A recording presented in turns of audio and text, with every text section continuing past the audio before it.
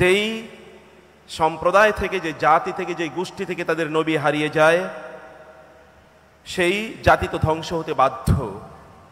আর যে জাতির কাছে নবী যায় তারা তো সৎ পথ পেতে বাধ্য। যেই জাতি থেকে তার নবী চলে গিয়েছে তাদের জ্ঞান, প্রজ্ঞা, বুদ্ধি, বিবেক এগুলো বিকৃত হয়ে পড়েছে। আর যেখানে তিনি গিয়েছেন সেটি প্রজ্ঞায় আলোকিত হয়ে পড়েছে। যেখান থেকে তিনি চলে গিয়েছেন সেই জনগোষ্ঠী পথভ্রষ্ট হয়ে গিয়েছে। আর যেখানে তিনি গিয়েছেন সেখানে তারা পথ খুঁজে পেয়েছে। যেখান থেকে তিনি চলে গিয়েছেন তারা বোকা বা নির্বোধ হয়ে গিয়েছে। আর যেখানে তিনি গিয়েছেন সেখানে লোকেরা জ্ঞানের আলোয় আলোকিত হয়েছে। তিনি ইয়াসরিবে গিয়েছেন এবং ইয়াসরিবের লোকেরা তাকে পাওয়ার পর তারা সৌভাগ্যমণ্ডিত হয়েছে। তিনি এমন একজন ব্যক্তি, তিনি তার চারপাশে এমন কিছু দেখতে পান যা অন্য কেউ দেখতে পায় না। তিনি প্রত্যেকটি মুহূর্তে মহান আল্লাহ সুবহানাহু ওয়া তাআলার পক্ষ থেকে আমাদেরকে দিক নির্দেশনা প্রদান করেন। এমনকি তিনি আজকে যেটা বলেন, that will surely happen today or tomorrow morning. Liyahni Abu Bakrin sa'adatu jaddihi. Maybe that Allah subhanahu wa ta'ala has blessed Abu Bakr radiyallahu ta'ala anhu because of the pious deeds his forefathers have done. হতে পারে আবু বকরকে আল্লাহ সুবহানাহু ওয়া তাআলা এই মর্যাদা প্রদান করেছেন to become a constant and continuous companion of this greatest man on earth, because হতে পারে যে তার পূর্বপুরুষরা এমন কোনো ভালো কাজ করেছিল যার উপর ভিত্তি করে মহান আল্লাহ সুবহানাহু ওয়া তাআলা তাকে এইরকম একটি মর্যাদা প্রদান করেছেন। সম্মানিত ভাইয়েরা এবং বোনেরা, সম্মানিত উপস্থিতি, মহান আল্লাহ সুবহানাহু ওয়া তাআলা মানবতার ইতিহাসে সবচেয়ে ভয়াবহ অন্ধকারাচ্ছন্ন একটি সময়ে তিনি মানবতার সর্বাধিক আলো প্রদানকারী ব্যক্তিকে তিনি পাঠিয়েছেন। মানবতার ইতিহাসে কেবল একটি সময়কে আইয়ামে জাহেলিয়াত বলা হয়, সেটি হচ্ছে 570 খ্রিস্টাব্দ এবং তার আগে।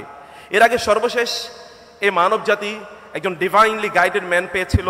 দ্যাট ওয়াজ 500 years ago, কমপক্ষে 500 বছর আগে একজন ডিভাইনলি গাইডেড ম্যান পেয়েছে, যিনি ছিলেন ঈসা আলাইহিস সালাতু ওয়াস সালাম। এরপর 500 বছর পর্যন্ত মানবতা অন্ধকারের অতল গহ্বরে নিমজ্জিত হয়ে পড়েছিল। সেখান থেকে তাদেরকে টেনে ওঠার মতো কেউ ছিল না। যদিও সেখানে the people of different divinely inspired religions were there, but they have in the meantime distorted and interpolated their religions. এর মধ্যে যদিও কিছু কিছু লোক তারা ছিল, তারা তাদের নিজেদেরকে আসমানি ধর্মের অনুসারী বলে তারা দাবি করত, কিন্তু তারা তাদের ধর্মকে বিকৃত করে দিয়েছে। আর the people of other religions which were man-made were following their man-made religions, and this is why the role of the society was the role of the jungle. Might is right was the role of the society. তখন সমাজের অবস্থা ছিল এরকম যে জঙ্গলের role সেখানে চলতো। যদি তৎকালীন আরবের অবস্থা আমরা কেবলমাত্র দেখতে পাই, we will be able to appreciate the changes and the contributions this great man has done for the people on earth. আমরা কেবলমাত্র সেই সময় কি ছিল সেটা বুঝলেই আমরা কেবল এটা অ্যাপ্রিসিয়েট করতে পারবো। আমরা যদি কয়েকটি বিষয় দেখি, সেখানে 3টি জিনিস ছিল তৎকালীন সমাজের অব্যাহত অবস্থা। WWW অর্থাৎ ওয়াইন, উইমেন অ্যান্ড ওয়ার, অর্থাৎ যুদ্ধ, নারী এবং মদ বা মাদক দ্রব্য। এর ছয়লাভ ছিল চারিদিকে। এর বাইরে মানুষ চিন্তাও করতে পারতো না। এবং সেখানে মানবতা এতটা ভুলুণ্ঠিত ছিল যে the people are sold out in the market places at cat as cattles. মানুষদেরকে বাজারে গরু ছাগলের মতো বিক্রি করে দেওয়া হতো। এবং সেখানে গিয়ে লোকেরা দেখতো এই এই যে স্লেভ অথবা স্লেভ গার্ল, তার শরীরে কতটুকু মাংস আছে অথবা কতটুকু শক্তি আছে, আমার পারপাস সার্ভ করতে পারবে কিনা। এবং কন্যা সন্তান জন্ম নিলে তাদেরকে জীবন্ত প্রথিত করার প্রবণতা পেত বাবারা। নারীদের সেখানে কোনো মর্যাদা ছিল না। এবং সেখানে ধনী এবং নির্ধনের বিশাল বড় পার্থক্য ছিল। সেখানে ঐতিহাসিক বালাজুরি বলেছেন সেখানে লিটারেসি বলতে কোনো কিছু ছিল না। মোস্ট প্রবাবলি তার বর্ণনা মতে, and as per his countering, তিনি একজন বিখ্যাত ঐতিহাসিক, তিনি বলেছেন তৎকালীন আরবে কেবল 17 জন লোক তারা পড়তে এবং লিখতে জানতো। অনলি 17, মাত্র 17 জন লোক। এর বাইরে লোকেরা সেখানে পড়তেও জানতো না এবং তারা লিখতেও জানতো না। এই ছিল সেখানকার কালচার। লোকেরা ডাকাতি করত এবং তারা মরুদস্যু হিসেবে তারা পরিচিত ছিল। এবং তাদের একমাত্র কাজ ছিল যুদ্ধ করা। যুদ্ধ তারা বাজিয়ে রাখতো, কখনো শত্রুদের বিরুদ্ধে অথবা কখনো প্রতিবেশীদের বিরুদ্ধে। যদি প্রতিবেশীও না পেত তাহলে দামি যুদ্ধ করতো, বন্ধুরা বন্ধুরা, ভাইয়েরা ভাইয়েরা, কিন্তু যুদ্ধ চাই। যুদ্ধ ছাড়া এক মুহূর্ত তারা চলতে পারতো না। এরকম একটা অধঃপতিত সমাজে যেখানে মানুষ এর মনুষ্যত্বের মৌলিক যে ইনগ্রেডিয়েন্টগুলো আছে এগুলো সবকিছু মিসিং ছিল। সেই জায়গায় আল্লাহ সুবহানাহু ওয়া তাআলা একজন মানুষকে পাঠালেন, আলোর ঝান্ডা দিয়ে, পাঞ্জেরি দিয়ে তিনি তাকে পাঠালেন। আল্লাহ তাআলা তাকে বলেছেন, ইয়া আইয়ুহান নাবিয়্যু ইন্না আরসালনাকা শাহিদাও ওয়া মুবাশশিরাও ওয়া নাযীরা ওয়া দাঈয়ান ইলাল্লাহি বিইযনিহি ওয়া সিরাজাম মুনীরা। হে নবী, আমি আপনাকে এই কারণে পাঠিয়েছি এবং আপনাকে আমি আলোক প্রদানকারী মশাল সম সূর্য হিসেবে আমি আপনাকে পাঠিয়েছি। সূর্যের কাজ কি? অন্ধকারকে বিদূরিত করে আলোর ছটাগুলো আমাদের কাছে পৌঁছে দেয়া। রাসূলুল্লাহ সাল্লাল্লাহু আলাইহি ওয়াসাল্লাম, মুহাম্মদুর রাসূলুল্লাহ সাল্লাল্লাহু আলাইহি ওয়াসাল্লাম সেই কাজটি করেছেন। আমরা যেমনটি জেনেছি সেখানে কোনো সোশ্যাল কোহেশন ছিল না, সেখানে কোনো রাজনৈতিক ইন্টিগ্রিটি সেখানে ছিল না, সেখানে কোনো সেন্ট্রাল লিডারশিপ ছিল না, ইকোনমিক কোনো ব্যবস্থাপনা ছিল না, এমনকি সেখানে কোনো ফ্যামিলি সিস্টেম ঠিক সেভাবে ডেভেলপ করেনি যেভাবে ডেভেলপ করার কথা ছিল। সেখানে মানবিক মূল্যবোধগুলো একেবারেই অনুপস্থিত ছিল। কিছু কিছু মূল্যবোধ ছিল, যেমন আমরা আরবদের আতিথেয়তার কথা জানি, যেটা লিজেন্ডারি আতিথেয়তা, এরকম কিছু বিষয় ছিল বটে, কিন্তু তার বাইরে অনেক অনেক কিছু সেখানে মিসিং ছিল। মুহাম্মদুর রাসূলুল্লাহ সাল্লাল্লাহু আলাইহি ওয়াসাল্লাম যখন তিনি আসেন, তখন তিনি এসে দেখলেন ইট ওয়াজ এ কমপ্লিট অ্যানার্কি অ্যান্ড ক্যাওস। মানে এখানে অ্যানার্কি ছাড়া কোনো কিছুই নাই, ক্যাওস ছাড়া কোনো কিছুই নাই। এমত অবস্থায় তিনি সেখানে আসলেন, এক মহাপ্রাণের জন্ম হলো। যখন তিনি সেখানে দেখলেন যে এইরকম একটা পরিস্থিতি সমাজ নিয়ে, তিনি ভাবলেন, তিনি যখন জন্ম নিয়েছেন তখনও পরিস্থিতি এরকম ছিল।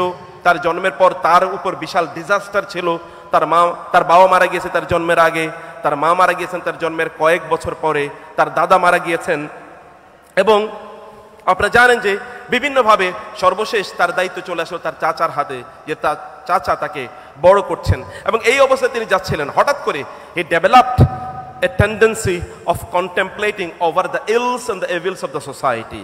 সমাজে, যুবকরা ভালো করে শুনুন, সমাজে যা চলছে এটি নিয়ে তিনি ভাবলেন যে এইভাবে তো সমাজ চলতে পারে না। অতএব এই সমাজের এই যে চলা, এই যে অব্যাহতভাবে সমাজ যে অন্ধকারের মধ্যে চলছে, এটা একটা শক্ত করে একটা ব্রেক কষা দরকার।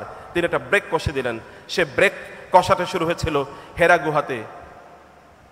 হেরা গুহাতে যখন তিনি অন্ধকারে তিনি সেখানে চিন্তা করছিলেন, ভাবছিলেন যে এই সমাজকে কিভাবে উদ্ধার করা যায়, মানবতাকে কিভাবে রক্ষা করা যায়, এখানে যে এভিলসগুলো আছে সেগুলোকে কিভাবে দমানো যায় এবং মানুষকে কিভাবে আলোর পথে নিয়ে আসা যায়, তখন হঠাৎ করে তার কাছে একটা বাণী আসলো, ইকরা বিসমি রাব্বিকাল্লাযী খালাক খালাকাল ইনসানা মিন আলাক ইকরা ওয়া রাব্বুকাল আকরাম আল্লাযী আল্লামা বিল কলম আল্লামাল ইনসানা মা লাম ইয়ালাম। তার কাছে বাণী আসলো, আপনি পড়ুন। এবং তার কাছে বাণী আসলো, আপনি পড়ুন, পড়ুন আপনার রবের নামে যিনি সৃষ্টি করেছেন। এভাবে 5টি আয়াত তার উপর মহান আল্লাহ সুবহানাহু ওয়া তাআলা নাজিল করে দিলেন। আজকে আপনারা যারা আমাদের সামনে আছেন, আজকে যদি এই সময়ের কথা আমরা বলি, আমাদের যুব জেনারেশনের জন্য রাসূলুল্লাহ সাল্লাল্লাহু আলাইহি ওয়াসাল্লামের জীবন থেকে আমাদের শিক্ষা কি? আমরা এখন যারা অবস্থান করছি এই অডিটোরিয়ামে as well outside of this auditorium, আমরা যারা আছি তারা রাসূলুল্লাহ সাল্লাল্লাহু আলাইহি ওয়াসাল্লামের জীবন থেকে এই যে যারা বসবাস করছি, এই এইজ গ্রুপে আমরা যারা আছি, তাদের জন্য শিক্ষার কি আছে? আমরা 1 নম্বর কথা বলি যে আপনাদের 1 নম্বর আইডেন্টিটি হচ্ছে আপনারা শিক্ষার্থী। রাসূলুল্লাহ সাল্লাল্লাহু আলাইহি ওয়াসাল্লামের উপর, মুহাম্মদুর রাসূলুল্লাহ সাল্লাল্লাহু আলাইহি ওয়াসাল্লামের উপর প্রথম যে শব্দটি নাজিল হয়েছে বা যে শব্দগুচ্ছ নাজিল হয়েছিল, তোমাদের কয়বার জ্ঞানের কথা আছে একবার চিন্তা করে দেখেছেন? ইকরা, পড়ুন, বিসমি রাব্বিকাল্লাযী খালাক খালাকাল ইনসানা মিন আলাক, আবার ইকরা ওয়া রাব্বুকাল আকরাম, আবার আল্লাযী আল্লামা বিল কলম, আবার আল্লামাল ইনসানা মা লাম ইয়ালাম। 5 বার কেবলমাত্র পড়ার কথা বলা আছে, জ্ঞানের কথা বলা আছে, নলেজের কথা বলা আছে। আপনি একবার চিন্তা করে দেখুন তো, যদি এটা কেবলমাত্র পিওর তথাকথিত কন্টেম্পোরারি অথবা সেকুলার টার্মে যদি এটা কেবল রিলিজিয়ান হতো, তাহলে হয়তো বলতো যে তোমরা গডের পূজা করো বা উপাসনা করো অথবা আল্লাহর ইবাদত করো, নামাজ আদায় করো, রোজা রাখো, হজ করো, যাকাত দাও, এরকম কোনো কথা বলতো। কিন্তু তা না। কেন? why the first word revealed upon the prophet sallallahu alaihi wasallam was an instruction to read and read, পড়ো পড়ো পড়ো, পড়ুন পড়ুন পড়ুন তার নামে। এবং সেখানে উইথ দি পেন অর্থাৎ কলমের মাধ্যমে পড়া এবং কলমের মাধ্যমে লেখার কথা আল্লাহ সুবহানাহু ওয়া তাআলা বলেছেন। শুধু তাই না, তার মিশন সম্পর্কে যদি আপনি দেখেন কোরআনে, তাহলে আল্লাহ তাআলা তার রাসূলের আগমনের মিশন সম্পর্কে কমপক্ষে 4টি জায়গায় তিনি বলেছেন, হুয়াল্লাযী বাআসা ফিল উম্মিয়িনা রাসূলা লাকাদ মান্নাল্লাহু আলাল মুমিনিনা ইয বাআসা ফীহিম রাসূলা। আল্লাহ তাআলা মুমিনদের উপর বা মানব জাতির উপর অনুগ্রহ করেছেন যে তিনি তাদের মধ্যে একজন রাসূলকে পাঠিয়েছেন। তার 4টা কাজ। সেলফ ট্রান্সফরমেশন ভালো করে শুনে নিন। আপনাদের এবং আমাদেরও ট্রান্সফরমেশনের জন্য 4 পয়েন্টস এজেন্ডা গিভেন বাই মুহাম্মদুর রাসূলুল্লাহ সাল্লাল্লাহু আলাইহি ওয়াসাল্লাম। Self transformation, rather transformation of the whole society, whole nation. আপনারা বৈষম্য বিরোধী ছাত্র আন্দোলন করে যে স্বপ্নের বাংলাদেশ গড়তে চেয়েছেন, if you want to transform Bangladesh into that Bangladesh or shape Bangladesh into that shape অথবা change Bangladesh towards that dreamed position and condition, তাহলে এই 4টি কাজ আপনাদেরকে করতে হবে। এর মধ্যে একটা হচ্ছে কি, ইয়াতলু আলাইহিম আয়াতিহি, reading the books of Allah, reading the verses of Allah in front of the people। মানুষকে তিনি আল্লাহর কথাগুলো বলে বলে শোনাতেন। অতএব যা কিছু বিশুদ্ধ, যা কিছু পবিত্র, তাই কেবলমাত্র মানুষের কাছে পৌঁছে দেয়া। ওয়া ইউআল্লিমুহুমুল কিতাব ওয়াল হিকমা, মানুষকে আল্লাহ সুবহানাহু ওয়া তাআলা যে জ্ঞান প্রদান করেছেন এই জ্ঞান মানুষের কাছে বিতরণ করা। Disseminating the divine knowledge and wisdom to the people, মানুষের কাছে যেই নলেজটা ডিভাইন এবং যেই নলেজটা আনস্ক্রুপুলাস, অর্থাৎ যার মধ্যে এখনো কোনো ধরনের মিথ্যা অথবা যার মধ্যে কোনো করাপশন তৈরি হয়নি, এই নলেজটা মানুষের কাছে পৌঁছে দেয়া। এবং 3 নম্বর কাজ কি জানেন, হচ্ছে ওয়াল হিকমা, ইমপ্লিমেন্টেশন স্ট্র্যাটেজি। কিভাবে যে জ্ঞান আপনারা অর্জন করছেন এই জ্ঞানটা কিভাবে আপনারা সমাজে বাস্তবায়ন করবেন। যদি if it refers to the knowledge given by Allah, inspired by Allah, তাহলে সেই জ্ঞানটা কিভাবে আমরা সমাজে ইমপ্লিমেন্ট করব, অ্যাপ্লাই করব, তার প্রসেসটা দেখিয়ে দেয়া, যেটা রাসূলুল্লাহ সাল্লাল্লাহু আলাইহি ওয়াসাল্লাম তার সুন্নাহর মাধ্যমে দেখিয়ে দিয়েছেন। এন্ড ফাইনালি মূল কাজ কি, তা হচ্ছে সত্যিকার অর্থে মানুষকে মানুষ হিসেবে গড়ে তোলা, মানুষকে মানুষ হিসেবে গড়ে তোলা। এখন আমাদের সমাজে আমরা সবচেয়ে বড় যেই জিনিসটা মিস করছি তা হলো we are human beings, but we struggle to continue as human beings. We are born human beings, but we continue to struggle as living as human beings. আমরা হয়তো মানুষ হয়ে জন্ম নিয়েছি, কিন্তু আমাদের নিরন্তর প্রচেষ্টা হলো মানুষ হিসেবে বেঁচে থাকা। মোস্ট অফ দ্য পিপল তারা মানুষ হিসেবে জন্ম নিলেও তারা মানুষ হিসেবে বেঁচে থাকতে পারে না। না হয় আমাদের একটি যৌক্তিক দাবি এই প্রশ্নে, কেন প্রায় 1400+ ছাত্র, সাধারণ মানুষ, এমনকি রিক্সা পুলার অথবা যদি ভেজিটেবল সেলার এরকমদেরকে কেন তাদেরকে জীবন দিতে হবে, এবং 22,000-এর বেশি লোক কেন আহত হতে হবে, যারা অনেকে এখনো চোখে দেখে না? তাহলে মূল প্রবলেমটা কোথায় ছিল, মূল প্রবলেমটা কোথায় আছে? তো হচ্ছে মানুষের মনুষ্যত্ব হারিয়ে ফেলেছে। মুহাম্মদ রাসূলুল্লাহ সাল্লাল্লাহু আলাইহি ওয়াসাল্লামের তার মিশনের মূল লক্ষ্য ছিল মানুষের মধ্যে মনুষ্যত্ব ফিরিয়ে নিয়ে আসা, এবং তিনি তাই করেছেন। আপনি একবার চিন্তা করে দেখেন তো, মানবতার ইতিহাসে এরকম একজন মানুষের কথা বলেন যার চারপাশে যারা ছিল, এর আগে সবাই ছিল তাদের যদি মোরাল টর্পিটিউডের কথা বলি অথবা তাদের যদি আইডেন্টিটির কথা বলি, এমনকি ওমর ইবনুল খাত্তাবের কথা বলেন তো, যিনি সেকেন্ড মানে আফটার দ্য প্রফেট মুহাম্মদ সাল্লাল্লাহু আলাইহি সাল্লাম, যদি আমরা ইসলামে তার কন্ট্রিবিউশনের কথা যদি বলি, তাহলে আবু বকরের পরে যার নাম আসতেই হয়, এই ওমরের কথা একবার চিন্তা করে দেখেন তো।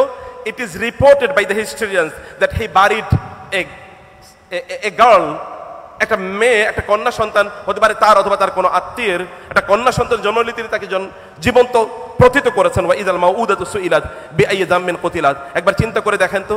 আর যখন তিনি he assume the leadership of the Islamic world, যখন তিনি মুসলিম বিশ্বের দায়িত্ব গ্রহণ করলেন, তখন বলা হয় যে সিরিয়াতে, শামে, সে 1000 কিলোমিটার দূরে, ওইখানে কোনো দুর্বৃত্ত যদি ওই অঞ্চলে ঢুকতে চায় তাহলে তার চোখটা ছানা বড় হয়ে থাকে যে ওমর তো আমাদেরকে দেখবে। এবং কেউ কোনো অপরাধ রাতের অন্ধকারেও, আপনি জানেন এক গোয়ালিনী তার মেয়েকে বলছিল যে দুধের মধ্যে একটু পানি মেশানোর জন্য। মেয়ে বলল যে মা, তুমি কি শোনো না, আমিরুল মুমিনিন অলরেডি এই ইনজাংশন জারি করেছেন যে দুধের মধ্যে পানি মিশিয়ে দুধ বিক্রি করা যাবে না। তিনি বললেন যে আমিরুল মুমিন রাতের অন্ধকারে কোথায় আর আমরা কোথায়? বলেন আমিরুল মুমিনের কোথায়? এই কথা তুমি যেমনি ভাবে বলেছো, রাতের অন্ধকারে আমিরুল মুমিনিন দেখে না, এটা সত্য, কিন্তু আমিরুল মুমিনের রব কি দেখেন না? অথবা রাতের অন্ধকারে আমিরুল মুমিনিন দেখেনি, এ কথা সত্য, কিন্তু রাতের অন্ধকারে আমিরুল মুমিনিনের তার ইনস্ট্রাকশন, তার অর্ডার, তার অর্ডেনমেন্ট, এটা তো ইনভ্যালিড হয়ে যায়নি। রাতের অন্ধকার হলেই তো আর সেটা ইনভ্যালিড হয়ে যায়নি। ওমর ইবনুল খাত্তাব রাতের বেলা ঘুমাতে পারতেন না, দিনের বেলা তিনি মানুষের কাজ করতেন, রাতের বেলা তিনি আল্লাহর ইবাদত করতেন। অথবা তার মানুষরা কোথাও অশান্তিতে কষ্টে আছে কিনা এটা তিনি খোঁজ খবর নিতেন। তিনি যখন শুনলেন মা এবং মেয়ের কনভারসেশন, তিনি সকালবেলা তাদেরকে ডাকলেন, ডেকে জিজ্ঞেস করলেন যে এই আলোচনা কেন হয়েছে। নারী বলেন আমার স্বামী মারা গিয়েছিল, আমার তো সংসার পরিচালনা করার মতো কেউ নেই, যতটুকু দুধ আমাদের বকরিগুলো দেয় তা বিক্রি করে আমরা সংসার চালাতে পারি না। এই কারণে মেয়েকে বলেছিলাম একটু পানি দেওয়ার জন্য। ওমর কেঁদে উঠলেন, এরকম একটা পরিবারের ব্যাপারে আমি জানি না, এরকম একটা পরিবারের ব্যাপারে আমি জানি না। অন্য জায়গায় ওমর রাদিয়াল্লাহু তাআলা বলে দিলেন যে প্রত্যেককে তাদেরকে স্টাইপেন্ড, মান্থলি স্টাইপেন্ড দেওয়া হবে, এবং তিনি জানিয়ে দিলেন যে সকল সন্তানরা, শিশুরা পর্যন্ত পাবে, কিন্তু যে সকল শিশুরা তাদের মায়েদের দুধ খায় তাদেরকে এই স্টাইপেন্ড দেওয়া হবে না। একজন রাতের বেলা তিনি ঘুরছিলেন, শুনলেন যে একটা বাচ্চা কাঁদছে। জিজ্ঞেস করলেন বাচ্চাটি কেন কাঁদছে বলো তো? বলা হলো যে বাচ্চাটি কাঁদে কারণ তার মা তাকে দুধ পান করাচ্ছে না। এই উদ্দেশ্যে যদি বাচ্চা দুধ পান না করে তাহলে ওমরকে গিয়ে দেখাবে যে আমার বাচ্চা কিন্তু দুধ খায় না, ওর জন্য স্টাইপেন্ড দেন। ওমর কেঁদে উঠলেন, আমি করলাম কি? একটা শিশুকে দুধ পান করাতে আমি বাধা দিলাম। তিনি দিয়েছেন পলিসি, কিন্তু এর পলিসির মাধ্যমে যে একটা শিশু ইম্প্যাক্টেড হবে এটা তিনি বুঝতে পারেন নাই। তিনি তার ফরমান পরের দিন তিনি এটাকে পরিবর্তন করে দিলেন। Even the newly born child will also get stipend from the Islamic world, from the Muslim খেলাফা। মুসলিম খলিফাদের কাছ থেকে newly born child, breast feeding child, তারা পর্যন্ত তারা অবশ্যই তারা স্টাইপেন্ড পাবে। তিনি তার ফরমানকে তিনি পরিবর্তন করে দিলেন, মুহূর্তের মধ্যে পরিবর্তন করে দিলেন। এরকম লোকেরা তৈরি হচ্ছে কার সান্নিধ্যে? একবার চিন্তা করে দেখেন তো, মানবতার ইতিহাসে এরকম একটা লোক আপনি দেখাতে পারবেন যার সান্নিধ্যে খারাপ লোকগুলো ভালো হয়ে গিয়েছে? বরং আমরা দেখতে পাবো আমাদের অনেকেই তথাকথিত তারা দিনদার বলে তারা দেখায়, তাদের সান্নিধ্যে যারা এসেছে তারাও হাজার হাজার কোটি টাকা তার লুট করেছে, এবং সাধারণ মানুষের। আমাদের সান্নিধ্যে এসে লোকেরা কি হয় আর তার সান্নিধ্যে এসে লোকেরা কি হয়েছে। এবং তিনি মানবতার ইতিহাসে একমাত্র ব্যক্তি যিনি বলতে পেরেছেন আমার উম্মাহ হচ্ছে, আমার সাথে যারা ছিল এরা পৃথিবীর শ্রেষ্ঠতম জাতি। খায়রুল কুরুনি কারনি সুম্মাল্লাযিনা ইয়ালুনাহুম সুম্মাল্লাযিনা ইয়ালুনাহুম। আমার জাতি হচ্ছে, আমার সাথে যারা আছে এরা পৃথিবীর সেরা জাতি। আদম থেকে শুরু করে কিয়ামত পর্যন্ত এইরকম কোন জেনারেশন পৃথিবী দেখেও নাই এবং ভবিষ্যতে কখনো দেখবেও না। সেটা আমাদের জন্য এখন স্ট্যান্ডার্ড। তারা যা করেছেন এবং তারা যা বলেছেন এখন স্ট্যান্ডার্ড এই গোটা পৃথিবীর জন্য। যখন গান্ধী, যখন পাকিস্তান এবং ইন্ডিয়া যখন ভাগ হলো, তখন লোকেরা গান্ধীকে জিজ্ঞেস করলো যে আপনারা, পাকিস্তান তার ভাগ হয়েছে, তাদের একটা কোরআন আছে, এটা দ্বারা কনস্টিটিউশন আছে, maybe that they will be able to run their country as per the instruction of the Quran, but আপনাদের তো কোনো কনস্টিটিউশন নেই, আপনারা কিভাবে আপনাদের দেশ চালাবেন? তিনি বলেন আই হ্যাভ রেড এ বুক, আমি একটা বই পড়েছি, সেই বইয়ের যে পলিসি এবং প্রিন্সিপালগুলো আমি পড়েছি সে অনুসারে আমাদের দেশ চালাবো। বলে বইটার নাম কি? তিনি বলেন life and administration of Omar Abdul Khattab. Omar Abdul খাত্তাবের জীবনী এবং তার রাষ্ট্র পরিচালনার পদ্ধতি নামে একটি বই আমি পড়েছি। I will run my country according to that constitution. এভাবে আমি চালাবো। গোটা পৃথিবীর এখনো রাজনৈতিক জেনিয়াসে ওমর আব্দুল খাত্তাব রাদিয়াল্লাহু তাআলা আনহু মতো কেউ নাই। আজকে আমরা ওয়েলফেয়ার স্টেটের যে ধারণা পাই, এই ধারণা কেবলমাত্র আমাদেরকে দিয়েছেন ওমর আব্দুল খাত্তাব রাদিয়াল্লাহু তাআলা আনহু। আমি যে কথা বলছিলাম যে তার চারপাশে কারা আছেন, আরহামুহুম বি উম্মতি, তিনি বলেছেন ও আরহামু উম্মতি বি উম্মতি আবু বকর ওয়া আশাদ্দুহুম ফি আমরিল্লাহি ওমর ওয়া আকদাহুম আলী ওয়া আশাদ্দুহুম হায়াআন উসমান ওয়া আ'লামুহুম বিল হালাল ওয়াল হারাম মুআয ইবনে জাবাল। তিনি তার সাথীদের ব্যাপারে বলে দিলেন এই মানবতার মধ্যে হালাল এবং হারাম সম্পর্কে সবচেয়ে বেশি জানেন এমকে, মানুষের মধ্যে সবচেয়ে বেশি অনুগ্রহশীল অমকে, এবং আইন বা শাসন পরিচালনার ক্ষেত্রে সবচেয়ে শক্তিশালী হলো অমকে। তিনি নাম ধরে বলে দিচ্ছেন। এবং মানবতা 1500 বছর গত হয়ে গেছে, এর কোনো অল্টারনেটিভ অথবা এর কোনো এক্সেপশন অথবা এর কোনো এই বক্তব্যের কোনো বৈপরীত্য আজ পর্যন্ত মানবতা পায় নাই। আল্লাহ সুবহানাহু ওয়া তাআলা তাকে মানুষকে মনুষ্যত্ব শেখানোর দায়িত্ব দিয়ে পাঠিয়েছেন, তিনি তাই করেছেন। এখন আপনি যদি ফলো করেন, ক্লেম করেন যে আপনি মুহাম্মদুর রাসূলুল্লাহ সাল্লাল্লাহু আলাইহি ওয়াসাল্লামের একজন ফলোয়ার, তাহলে আপনার ট্রান্সফরমেশন কেমন হয়েছে? অথবা what about the transformation of your family? আপনার পরিবারের ট্রান্সফরমেশনের কথা একবার চিন্তা করে দেখেন তো। আপনারা এখানে যারা আছেন, তোমরা যারা বিয়ে করোনি তোমাদের কথা বাদ দিয়েছি, আমরা যারা বিয়ে করেছি আমাদের কথা বলি, আমাদের পরিবারের সাথে আমাদের রিলেশনটা কি? আমি কি দাবি করতে পারি আমার পরিবারের সদস্যরা আমাকে সবচেয়ে বেশি ভালোবাসে, পাগলের মতো ভালোবাসে, অথবা আমার পরিবারের সদস্যরা আমাকে সবচেয়ে বেশি সম্মান করে? এরকম কি আমি দাবি করে বলতে পারবো? কিন্তু আমরা অনেকেই দেখবেন এই ব্যাপারে, এভেন কি ভলটিয়ার তো বলেছে every great man is a কমনার to his wife, যে পৃথিবীর যত সেরা মানুষই হোক না কেন তার স্ত্রীর কাছে সে নস্যি কিছুই না। তার স্ত্রী তো তার নাম ধরে ডাকে, প্রেসিডেন্ট তিনি হতে পারেন, অথবা প্রাইম মিনিস্টার হতে পারেন, অথবা পৃথিবীর সবচেয়ে সেরা ধনী অথবা ওয়ারিয়র হতে পারেন, কিন্তু তার স্ত্রীর কাছে তিনি কিছুই না। কিন্তু মুহাম্মদ রাসূলুল্লাহ সাল্লাল্লাহু আলাইহি ওয়াসাল্লামের স্ত্রীদের কাছে তিনি কি? ইয়া রাসূলুল্লাহ, তিনি মুহাম্মদ না, ইয়া রাসূলুল্লাহ। এমনকি তার মেয়েদের কাছে তিনি ইয়া রাসূলুল্লাহ, বাবা না। এমনকি তার ফুফুদের কাছে তারা ইসলাম গ্রহণ করেছেন ইয়া রাসূলুল্লাহ ভাতিজানা, তার চাচারা ইসলাম গ্রহণ করেছেন ইয়া রাসূলুল্লাহ ভাতিজানা। এটা হচ্ছে তার অবস্থা। তার বন্ধুরা কোনোদিন বলেন ইয়া সাদিকি, বলেছেন ইয়া রাসূলুল্লাহ আবু বকর, অথবা তাদের সাথে তার সাথী যারা ছিল তারা বলতেন আমাদেরকে আরশাদানি হাবিবি খালিলি, my closest friend, my bosom friend, আমার সবচেয়ে প্রিয় বন্ধু আমাকে এই কথা বলেছে, বলে এইভাবে সাহাবায়ে কেরামরা তার ব্যাপারে কথা বলতেন। এই যে পরিবর্তন, এই যে ট্রান্সফরমেশন, শত্রুরা তার কাছে এসে বন্ধুতে পরিণত হয়। আমাদের তো বন্ধুরাই প্রতি মুহূর্তে শত্রু হয়ে যায়। ইভেন কি এখন দেখেন না, এখন কালচার অফ ইনডেমনিটি, আমি অপরাধ করিনি, অমকের ইনস্ট্রাকশনে করেছি, it is being said repeatedly over and over again। এখন সবাই এটা বলতেছে আমি তো করি নাই, আমি তো করতে চাই না, অমুকের কারণে করেছি, তমুকের কারণে করেছি। এখন shifting the blame or blaming game, এখন এটা চলছে। কিন্তু তার সময়ের পরিস্থিতিটা একেবারে কমপ্লিটলি ডিফারেন্ট। কি হয়েছে, রাসূলুল্লাহ সাল্লাল্লাহু আলাইহি ওয়াসাল্লাম এর কাছে যখন শত্রুরা আসতো মুহূর্তের মধ্যে বন্ধু হয়ে যেত, মুহূর্তের মধ্যে বন্ধু হয়ে যেত। রাসূলুল্লাহ সাল্লাল্লাহু আলাইহি ওয়াসাল্লামকে হত্যা করার জন্য উমাইর গেলেন মদিনায়। রাসূলুল্লাহ সাল্লাল্লাহু আলাইহি ওয়াসাল্লাম কে হত্যা করার জন্য জামার আস্তিনে তিনি একটি তলোয়ার, কোষবদ্ধ তলোয়ার তিনি সেখানে নিয়ে গেলেন, কেউ এটা জানে না। এবং তারা দুই বন্ধু মক্কার কাবার চত্বরে বসে তারা ফন্দি করলো যে রাসূলকে হত্যা করবে। এর মধ্যে উমাইরকে দায়িত্ব দেওয়া হলো।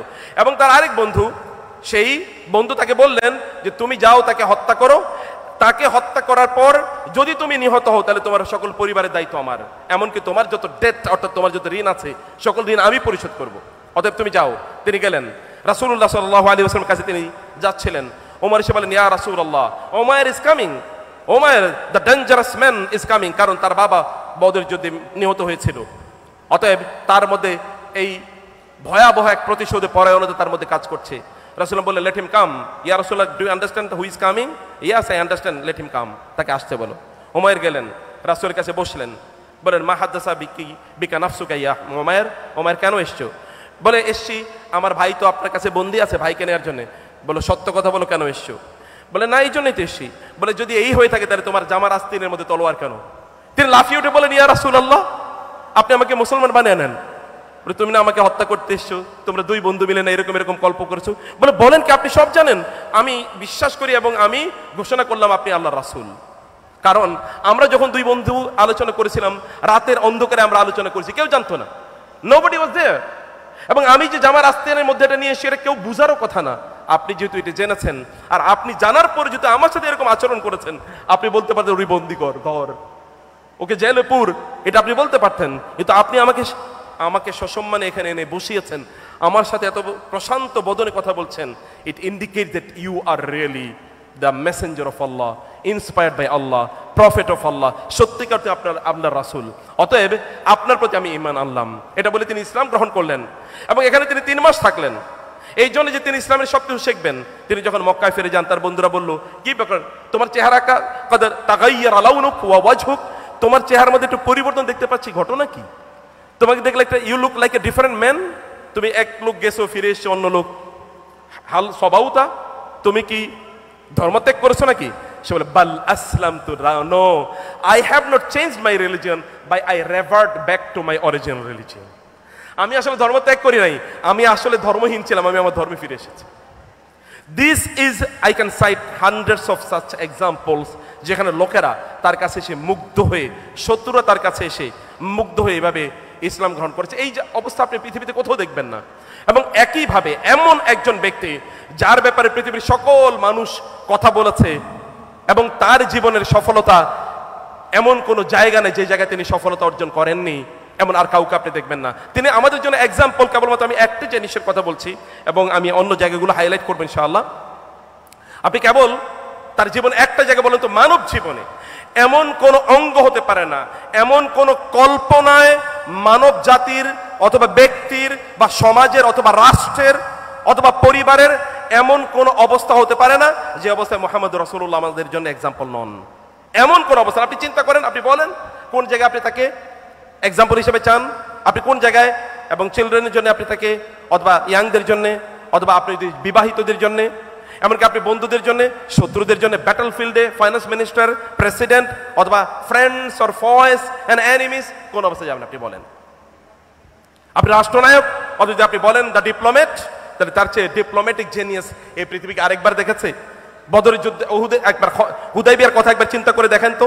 Apparently all the clauses were against the interest of the believers, কিন্তু পরবর্তী দেখা গেল হুদাইবিয়ার সন্ধিতে সবগুলো জিনিস তার বিপক্ষে গেল, সবগুলি দেখা গেল পরবর্তী তার পক্ষে এসেছে। এই যে ফার সাইটেডনেস, এই যে হাজার মাইল দূরে দেখা অথবা হাজার বছর পরে কি ঘটতে পারে সেটা দেখতে পারার মতো একজন মানুষই কেবল এই পৃথিবীবাসী দেখেছে, তিনি হচ্ছেন মুহাম্মদ রাসূলুল্লাহ সাল্লাল্লাহু আলাইহি ওয়াসাল্লাম। আমাদের একটা বড় প্রবলেম হলো যে আমরা সময়টাকে একেবারে বুঝি না, টাইম ম্যানেজমেন্ট আমাদের একেবারেই নাই, অর্থাৎ সময় সম্পর্কে আমাদের জ্ঞান একেবারেই নাই। সময়ের একটা চিন্তা করে দেখেন তো যে ইয়াং ম্যান যারা এখানে আপনারা আছেন, আপনাদের সময়ের মূল্য আপনাদের কাছে কতটুকু, বা আপনার কতটুকু সময়ের মূল্য চিন্তা করছেন? আপনি যদি রাসূলের জীবনীটা একবার দেখেন তো আপনি এখনো বলতে পারবেন মানব জাতির, আপনি বিশাল বড় বাংলাদেশের কথাই বলি না কেন, সবচেয়ে বড় বড় ব্যক্তিত্বদের সময়গুলো নিয়ে হিসাব করে দেখেন তো তাদের সময়টা কোথায় কাটায়। কন্টিনিউয়াস অ্যান্ড কনসিস্টেন্ট, যেটাকে বলে consistency is the name of the game. সব সময় একই প্যাটার্নে চলে এরকম কাউকে আপনি খুঁজে পাবেন না। মানুষ হয় খুবই এক সময় প্রচুর পরিমাণ কাজ করে, এরপরে ক্লান্ত। যেমন আমরা যেটা করি, এক সময় আমরা আমাদের জীবন এবং যৌবন শেষ করি কি সম্পদ উপার্জনের জন্য, কোনো এক সময় আবার এই জীবন যৌবন ফিরে পেতে চাই, সম্পদ ব্যয় করে, কিন্তু দুইটাই লস্ট মিন হয়। এর মধ্যে একটাও আমরা পাই না, জীবনও যায় সম্পদও যায়, দুইটাই যায় কোনো এক সময়। কিন্তু তার জীবনের দিকে একবার তাকান, every second he used so minutely, এত প্রজ্ঞার সাথে তিনি প্রত্যেকটা মুহূর্ত তিনি ব্যয় করেছেন। আপনি তার 24 ঘন্টার রুটিন পাবেন, 24 আওয়ার্সের রুটিন তার পাবেন। তিনি সকালবেলা কি করতেন, তিনি ঘুমের আগে যখন তিনি ঘুমাতে যেতেন তখন তিনি কি করতেন, ঘুমের মধ্যে তিনি কি করতেন, দ্যাট ইজ অলসো রেকর্ডেড। এবং এই কারণে মুহাম্মদ রাসূলের জীবনে 4টি জিনিস এটা পৃথিবীর কারোর মধ্যে নাই। একটা হচ্ছে হিস্টোরিসিটি, মানে historically he is the only man proved by history. আপনি যদি ঈসা আলাইহিস সালাতু ওয়াস সালাম কথা বলেন তাহলে আপনি দেখবেন যে even in Bible his name is only mention 4 Times. বাইবেলের কথা যদি আপনি বলেন, আর জেসাস শব্দ তো বাইবেলে নাই, জেসাস ক্রাইস্ট নাই, ক্রাইস্ট শব্দ, ক্রিশ্চিয়ানিটি শব্দটাই বাইবেলের মধ্যে আপনি খুঁজে পাবেন না। এমনকি আপনি যদি ঈসা আলাইহিস সালাতু ওয়াস সালাম, মুসা আলাইহিস সালামের কথা বলেন তাহলে কোরআন যা বলেছে তার চেয়ে কম আপনি তাওরাতে খুঁজে পাবেন। কিন্তু মুহাম্মদ রাসূলের প্রত্যেকটা বক্তব্য কোরআনের তার জীবনের সাথে সম্পৃক্ত, হিস্টোরিক্যালি প্রুভড, তার জন্ম থেকে শুরু করে তার মৃত্যু পর্যন্ত আপনি প্রত্যেকটি পয়েন্ট অফ হিজ লাইফ এটা ঐতিহাসিকভাবে প্রমাণিত। এটা বলার কোনো সুযোগ নেই যে এই জায়গায় আমাদের একটা কনফিউশন আছে। 2 নম্বর হচ্ছে তিনি হচ্ছেন পারফেক্ট, অর্থাৎ এরকম না যে এটা কেবলমাত্র একটা রোজি আইডিয়াস, একটা ড্রিম, ওটা একটা কেবল একটা মানে স্বপ্নের মতো একটা কথা বলেছেন তিনি, এটাকে বাস্তবায়ন করা যায় না এরকম না, এটাকে প্রত্যেকটাকে বাস্তবায়ন করা যায় এবং পারফেক্টলি এটাকে বাস্তবায়ন করা যায়। প্র্যাগম্যাটিক জিনিসটি, এটাকে ব্যবহারযোগ্য, এটাকে আপনি আপনার নিজের জীবনে বাস্তবায়ন করতে পারবেন এবং তিনি নিজেও এটাকে বাস্তবায়ন করে দেখিয়েছেন।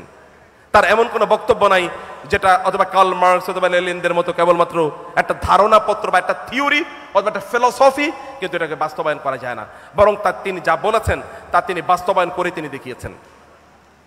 অতএব বাস্তবায়ন এর অযোগ্য কোনো জিনিসই মুহাম্মদ রাসূলুল্লাহ সাল্লাল্লাহু আলাইহি ওয়াসাল্লাম বলেন নাই। অতএব সেখানে আছে হিস্টোরিসিটি আছে, সেখানে পারফেকশন আছে, সেখানে প্র্যাকটিক্যালিটি আছে, অ্যান্ড ফাইনালি কমপ্রেহেন্সিভ মানে হচ্ছে এমন কোন দিক নাই মানব জীবনের, যতগুলো দিক আপনি কল্পনা করতে পারেন সবগুলো সম্পর্কে তিনি আপনাকে আদর্শ প্রদান করেছেন। অতএব মুহাম্মদ রাসূলুল্লাহ সাল্লাল্লাহু আলাইহি ওয়াসাল্লাম ছাড়া আপনি এই রকম আদর্শ আর আপনি কোথায় খুঁজে পাবেন? সেখানে আপনার টাইম ম্যানেজমেন্ট কেমন হবে তাও কিন্তু রাসূলুল্লাহ সাল্লাল্লাহু আলাইহি ওয়াসাল্লাম দেখিয়ে দিয়েছেন। আপনি কিভাবে সময় মেনটেন করবেন, আপনার সময়টা কোথায় যায়। ইগতানিম খামসান কাবলা খামসিন, দিস আর থিওরিটিক্যাল স্টেটমেন্টস, যে তোমার 5টা জিনিসের পূর্বে 5টা জিনিসকে তুমি ব্যয় করো। এবং তিনি বলেছেন লা তাজুলা কাদামা ইবনু আদম হাত্তা ইউসালা আন খামসিন, একজন মানুষ কিয়ামতের দিন আল্লাহর সামনে থেকে যেতে পারবে না যতক্ষণ না 5টা জিনিসের উত্তর দিতে পারে। তোমাদের 2 questions will be relating to the time management, সময়ে এর ব্যাপারে। ওয়াল আসরি ইন্নাল ইনসানা লাফি খুসর ওয়াদ দুহা, আল্লাহ তাআলা কোরআনে সময়ের প্রায় সবগুলো জায়গা নিয়ে তিনি কসম করেছেন। সময়ের তার ব্যবহারটা কি আপনি একবার চিন্তা করে দেখুন। ফজরের আগে তিনি ঘুম থেকে উঠে তিনি কি করতেন? তিনি ফজর আদায় করতেন। ফজরের পরে তিনি কি করতেন? এবং মসজিদে তিনি কতক্ষণ থাকতেন? মসজিদ থেকে কখন তিনি বের হয়ে তার ফ্যামিলির সাথে যেতেন? ফ্যামিলির সাথে গিয়ে তিনি কি আলোচনা করতেন? তারপরে মানুষের সাথে তিনি কি আলোচনা করতেন? তিনি কখন খেতেন তাও পর্যন্ত আমাদের জানা আছে। তার খাবারের টাইমিংগুলো, এমনকি তার খাবারের মেনুগুলো পর্যন্ত explicitly known to the people. তিনি কি কি খেতেন, তিনি কি কি পছন্দ করতেন, likes and dislikes, that is also recorded. আপনারা সত্যিকার অর্থে যদি মুহাম্মদ রাসূলের একজন সত্যিকার ফলোয়ার হতে চান এবং যদি সফল হতে চান, তাহলে আপনাদেরকে তার টাইম ম্যানেজমেন্ট বুঝতে হবে। মনে রাখবেন, তার টাইম ম্যানেজমেন্টের মধ্যেই রয়েছে বারাকা। হোয়াট ইজ বারাকা? আমাদের বরকত নাই। সবকিছু দেখতে মানে একদল লোক ভেরি হ্যাস্টি, কোনো কিছুই তাদের ঠিক মতো চলে না, প্রচন্ড তাড়াহুড়া প্রবণ, সময় মতো তারা কাজ করতে পারে না। আপনিও দেখবেন যে সময় মতো কাজ করতেও পারেন না, আবার আপনার কাজগুলো হয় না, আবার যখন করতে যান তখন দেখেন যে সময় শেষ হয়ে গেছে, এর আগে আবার করতে পারেন না। Either you are lazy or you are hasty, but you are not between this two. আপনি দুটোর মধ্যখানে আপনার অবস্থা নাই। কিন্তু আল্লাহ রাসূল সাল্লাল্লাহু আলাইহি ওয়াসাল্লাম তার কথা চিন্তা করে দেখেন তো, আপনি মনে করেন যে আমাদের অনেকের বয়স হয়তো 63 হয়ে গেছে, তার বয়স হয়তো 63 ছিল। 63 বছরে তিনি কি কারিশমা করেছেন? আপনি aside from becoming a prophet of Allah, আল্লাহর নবী হওয়ার বাইরে আপনি তার জীবনী নিয়ে চিন্তা করে দেখেন। আল্লাহর নবী হওয়ার বাইরে তিনি যা করেছেন, এগুলো তো হিউম্যান বিইং হিসেবে তিনি করেছেন। অতএব সেখানে আমরা কতটুকু তা করতে পারছি? তার সময়গুলো তিনি 23 বছর বয়সে, 13 বছর তো তিনি মক্কায় কেবল প্রতিরোধেরই শিকার হয়েছেন, এবং মদিনায় গিয়ে 6 বছর প্রায় যুদ্ধ করে তাকে কাটিতে হয়েছে। 8ম বছর যখন মক্কা ওয়াজ লিবারেটেড, যখন মক্কা স্বাধীন হলো, তারপর থেকে তিনি কাজ করতে পেরেছেন। তাহলে এর মধ্যে এত ব্যস্ততার মাঝে তারপর তার স্ত্রী, আমাদের যারা এখানে বিয়ে শাদী করেছেন আমরা তো জানি, একজন স্ত্রী পালা তো এটা প্রায় কি, মানে একজন স্ত্রীকে মেনটেন করা এটাও প্রায় একটা রাজত্ব মেনটেন করার মতো। কিন্তু তিনি কতজন স্ত্রীকে মেনটেন করেছেন? এবং এই কারণে কারেন আর্মস্ট্রং নামে একজন খ্রিস্টান lady, she was a nun earlier British, তিনি রাসূল সাল্লাল্লাহু আলাইহি ওয়াসাল্লামের জন্য তিনি একটা বই লিখেছেন রাসূলের জীবনের উপর, তার নাম হলো মুহাম্মদ। এবং তিনি বললেন যে আমাকে ইউরোপিয়ানরা রাসূল সাল্লাল্লাহু আলাইহি ওয়াসাল্লামের, মুহাম্মদ সাল্লাল্লাহু আলাইহি ওয়াসাল্লামের বিষয়ে তারা বলে তিনি অনেক বিয়ে করেছেন। আমি বলি যে তিনি যে অনেকগুলো বিয়ে করেছেন এটাই তার নবী হওয়ার জন্য প্রমাণ হিসাবে আমার কাছে যথেষ্ট। কারণ আমি তো একজন নারী, আমি জানি যে আমার স্বামী আমাকে কতটুকু সন্তুষ্ট করতে পারে। তিনি তার 9 জন অথবা 11 জন স্ত্রীকে সন্তুষ্ট রেখেছেন এবং কেউ কোনোদিন তার বিরুদ্ধে একটা বক্তব্য দেয় না। এটাই তো মিরাকল, মুজিজা, এটাই তো মৌজা। আপনাদের স্ত্রীদেরকে বলে দেখেন, আমাদের স্ত্রীদেরকে জিজ্ঞেস করে দেখেন প্রাইভেটলি আপনার স্বামী কেমন, বলে কানে কানে বলতে হবে, সামনে বলা যাবে না, প্রকাশ্যে বলা যাবে না, তাহলে public Prestige will be punctured. এইরকম একটা পরিস্থিতি। কিন্তু তার স্ত্রীরা তার ব্যাপারে প্রফিউজলি বলতে হয়েছে, সম্মানের সাথে কথা বলেছেন, অসম্মানের কোনো প্রশ্নই আসেনি। এরকম একটি অবস্থায় আমি বলেছিলাম টাইম ম্যানেজমেন্ট। তার স্ত্রীরা কোনোদিন বলতে পারেন না তারা তাকে সময় দেননি, তিনি তাদেরকে সময় দেননি। তার সন্তানরা বলতে পারেননি, তিনি তাদেরকে সময় দেননি। তার সাথীরা বলতে পারেন না, তিনি তাকে সময় দেননি। এবং মোস্ট প্রবাবলি মানব ইতিহাসে তিনি একমাত্র ব্যক্তি যার ব্যাপারে অন্যরা বলেছেন তিনি আমাকে সবার চেয়ে বেশি ভালোবাসেন। আমি জানি না হাউ ইজ ইট পসিবল। যেমন আপনি আপনার সন্তানদের মধ্যেও কেউ কেউ দেখবেন, এমনকি আপনারা জানেন ইয়াকুব আলাইহিস সালাতু ওয়াস সালামের বাকি 10 জন সন্তান ইউসুফকে হত্যা করার জন্য কূপে নিক্ষেপ করেছে। কারণ কি? একটাই, যে বাবা ইউসুফকে বেশি ভালোবাসে। নবীদের কথা বলছি আমি, বাবা ইউসুফকে বেশি ভালোবাসে। আমাদের পরিবারের কথা তো এরকম আছেই, আমরা কত অভিযোগ শুনি, বাবা আমার ওই ভাইকে বেশি সম্পদ দিয়ে দিয়েছে, ওই বোনকে বেশি প্রিভিলেজ দিয়েছে। কিন্তু রাসূলুল্লাহ সাল্লাল্লাহু আলাইহি ওয়াসাল্লামের পরিবারের সদস্যতা বহু পরের কথা। এমনকি তার এই যে 1,25,000 বা 30,000 সাহাবী যারা তার সাথে ঘুরতেন, এরা প্রত্যেকেরই প্রায় বক্তব্য একই, রাসূল ইসলাম আমাকে সবার চেয়ে বেশি ভালোবাসতেন। কিভাবে এই ভালোবাসা শেয়ার করা যায়? I don't know. তাইলে কেমন একটি পবিত্র আত্মার অধিকারী হতে হয়? টাইম সবাইকে দেয়া, যাকে যতটুকু দেয়ার। তিনি কারোর সাথে কথা বলে এভাবে কথা বলতেন, যতক্ষণ ওই ব্যক্তি তার চেহারা টার্ন না করতে তিনি টার্ন করতেন না।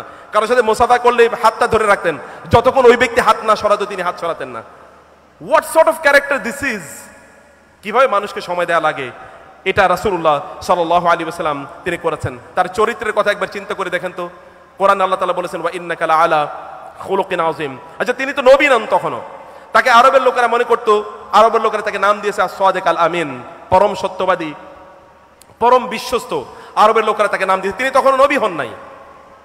আস-সাদিক এবং আল আমিন, আমাদের কথা একবার চিন্তা করে দেখেন তো।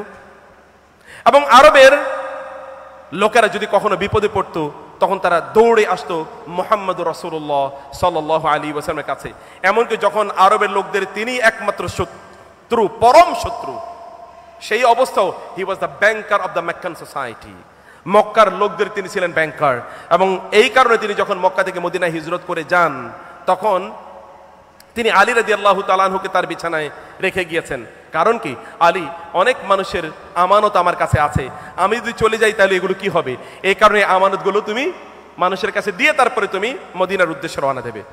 Ali was left behind in order two, এই যে মানুষের যে আমানতগুলো, মানুষের ট্রাস্টগুলো, এই ট্রাস্টগুলো ট্রাস্টিদের কাছে ফিরিয়ে দেওয়ার জন্য তাকে রাসূল সাল্লাল্লাহু আলাইহি ওয়াসাল্লাম রেখে গেলেন। আপনি একটা নজির বলেন তো মানবতার ইতিহাসে? বরং অনেকে যখন যায় তখন তার লাগেজ ভর্তি করে ডলার নিয়ে যায়, এর কিছু রেখেই যায় না। আর তার অবস্থা দেখেন, তিনি মানুষ রেখে গিয়েছেন যে মানুষের প্রপার্টি যেগুলো মানুষের কাছে যেন ফিরিয়ে দিয়ে দেয়া যেন যায়। তার চরিত্রের অবস্থাটা এরকম, এবং তিনি ছিলেন প্রচন্ড নরম, প্রচন্ড কোমল।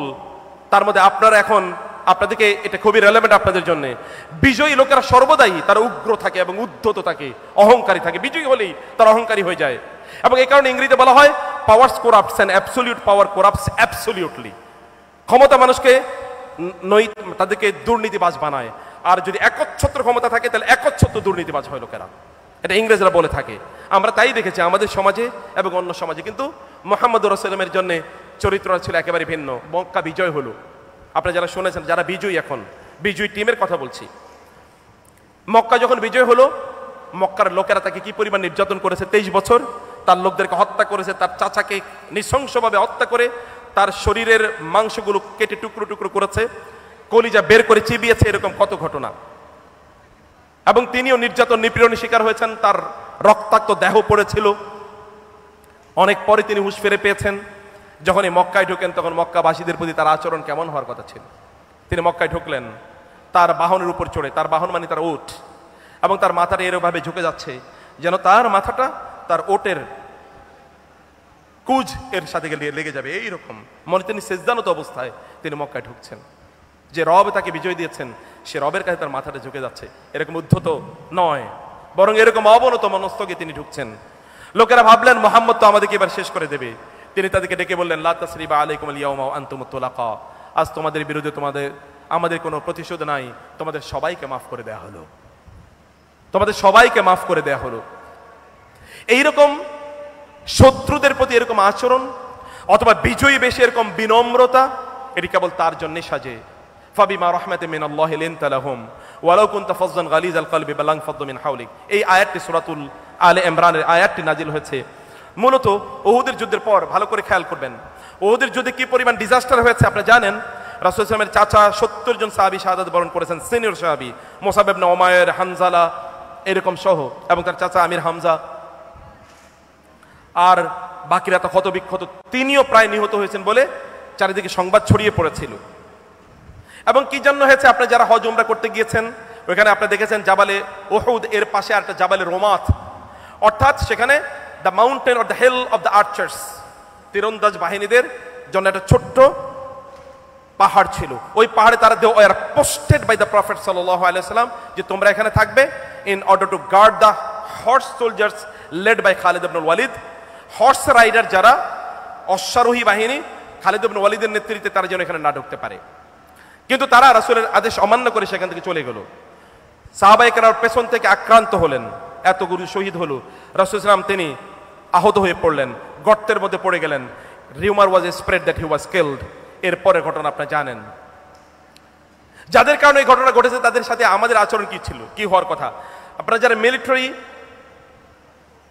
রুলস রেগুলেশনের কথা জানেন, যে মিলিটারি অর্ডার যদি ব্যাটল ফিল্ডে কেউ যদি মিলিটারি কমান্ডার ইন চিফের অর্ডার যদি কেউ ভঙ্গ করে তাহলে তাকে ওই যে আপনার কিলিং স্কোয়াডে তাকে নিয়ে যাওয়া হয় এবং ওইখানে তাকে পয়েন্ট ব্ল্যাঙ্ক গুলি করে তাকে হত্যা করা হবে, কারণ সে এটা এই অন্যায় করেছে। তিনি চলে আসলেন মদিনায়। আল্লাহ সুবহানাহু ওয়া তাআলা কোরআনের আয়াত নাযিল করে দিলেন, ফাবিমা রাহমাতিন মিনাল্লাহি লিনতা লাহুম ওয়ালাউ কুনতা ফাজ্জান গালিজাল কলবি লানফাদ্দু মিন হাওলিক। তিনি তাদের সাথে ডাকছেন, কথা বলছেন, তোমরা কেমন আছো, তোমাদের ক্ষতি হয়েছে, তোমরা সমস্যা হয় নাই তো? একবারও তিনি উচ্চারণ করেন নাই আমি তোমাদেরকে বলেছি জায়গাটা পরিত্যাগ করবে না, তোমরা কেন পরিত্যাগ করলে? Even not uttered this word for a single time.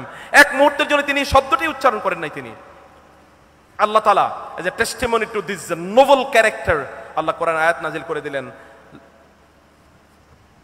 ফাবিমা রাহমাতিন মিনাল্লাহি লিনতা লাহুম। আপনি যে ওদের সাথে উত্তম আচরণ করেছেন, এই যে কোমল আচরণ করেছেন, you are very much compassionate lenient towards them. It is an outward manifestation of the mercy of Allah upon you. তোমার উপর, আপনার উপর আল্লাহর রহমতের একটা বহিঃপ্রকাশ। আপনি এইরকম আচরণ করেছেন।